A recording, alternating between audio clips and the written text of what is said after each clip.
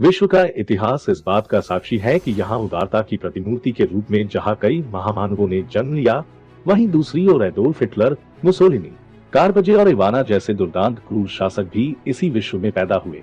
विश्व के इतिहास में इन लोगों के अलावा नर पिशाचों की श्रेणी में जिसे सर्वप्रथम गिना जा सकता है, वह है ट्रांसिल्वेनिया का तत्कालीन शासक काउंट ड्रैकुला।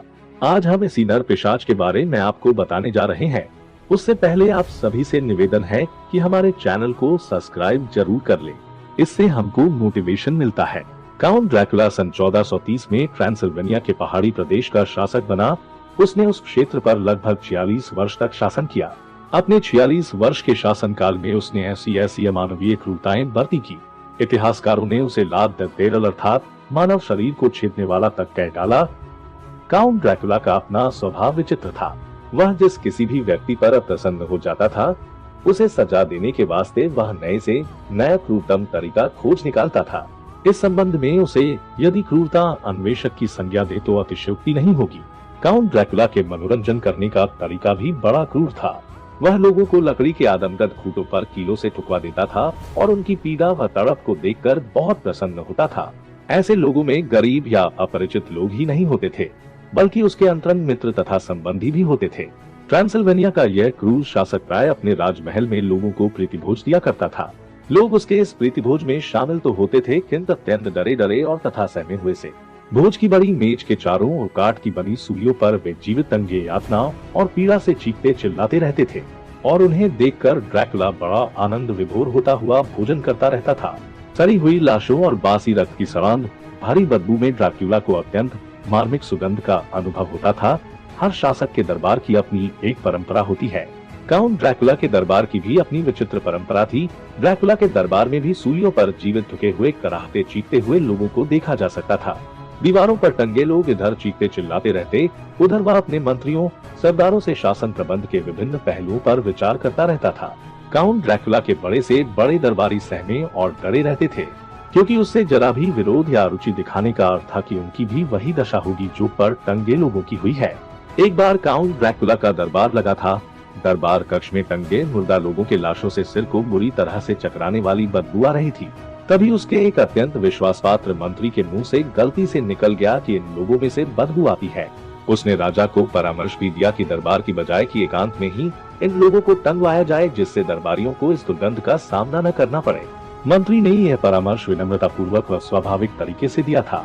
अपने विश्वसनीय व प्रिय पात्र के मुंह से इतना सुझाव सुनकर काउंट ड्रैकुला न केवल प्रसन्न हुआ बल्कि अट्टहास भी करने लगा। उसने अत्यंत उल्लास व्यक्त करते हुए तुरंत आदेश दिया कि इस आदमी को भी एक खूंटे पर ठोक दिया जाए। बेचारा मंत्री न केवल घबरा गया बल्कि दहशत के पसीने पसीने भी हो गया। वह ड्रैकुला के चरणों में गिरकर अपने अपराध के लिए क्षमा मांगने लगा। उसने काउंट ड्रैकुला से जीवन दान की याचना की। इस पर काउंट ड्रैकुला ने दयाभाव दिखलाते हुए इतना भर किया कि उसका खूंटा अन्य लोगों से कुछ ऊंचा जलवा दिया। अपने प्रिय पात्र के प्रति सहानुभूति प्रदर्शित करते हुए उसने कहा, अब तुम्हें कभी भी दूसरों की बदबू नहीं आएगी। काउंट ड्रैकुला को क्रूरता पूर्वक हत्याएं करवाने में बहुत आनंद आता था। इसके लिए वह हत्या करने के नए नए तरीके खोजता था।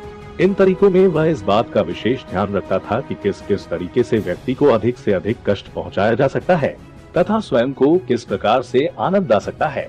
काउंट ड्रैकुला ने अनेक बार अपने मनोरंजन के लिए दूध पीते हुए मासूम बच्चों को उनकी माताओं की छाती पर ही जलवा दिया। उन बच्चों को मारकर उन्हें अपने ही बच्चों का कच्चा मांस खाने के लिए मजबूर किया। वह कई बार अपनी प्रसन्नता के लिए गाँव को जलवाता तथा स्वयं किसी ऊंची पहाड़ी पर बैठकर वह दृश्य देखता रहता। काउंट ड्रैकुला को एक बार विरल सनक सूझी कि उसने अपने राज्य के गरीब, बूढ़े तथा बीमार लोगों को जमा करवाकर हजारों लोगों की उपस्थिति में जिंदा जलवा दिया। ट्रांसिल्वेनिया में तो काउंट ड्रैकुला के नाम का आतंक हौवे की तरह बना हुआ था। उसके नाम की चर्चा आज भी ट्रांसिल्वेनिया में होती है तो लोग मारे दहशत के उसके नाम की चर्चा तक बंद करने का आग्रह करने लगते हैं। विश्व के विख्यात इतिहासकारों ने काउंट ड्रैकुला को अब विश्व का सर्वाधिक अत्याचारी शासक माना है। काउंट ड्रैकुला का शासन पांव फूंक फूंक कर रखने जैसी स्थिति में ही चला था, क्योंकि जितना वे लोग दूसरों को आतंकित करते थे उतना ही उन्हें अपनी हत्या का भी डर रहता था। काउंट ने अपने जीवन काल में जिस प्रकार से लोगों की नृशंस हत्याएं करवाई, उससे भी भयंकर तरीके से वह मारा गया। हुआ यह कि तुर्की की सेनाओं ने जब उस पर अचानक आक्रमण कर दिया तो वह भागते हुए बंदी बना लिया गया।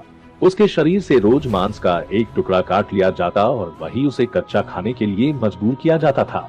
निश्चय ही उस क्रूर तथा जघन्य नरपिशाच की मृत्यु भी उसके कुकर्मों के अनुरूप ही हुई और वह सन 1476 में तड़फ तड़फ कर मर गया। आशा करता हूँ कि आपको वीडियो पसंद आया होगा, तो प्लीज चैनल को सब्सक्राइब जरूर कर ले और कमेंट बॉक्स में इसके बारे में लिखकर अपनी राय भी बताएं। धन्यवाद।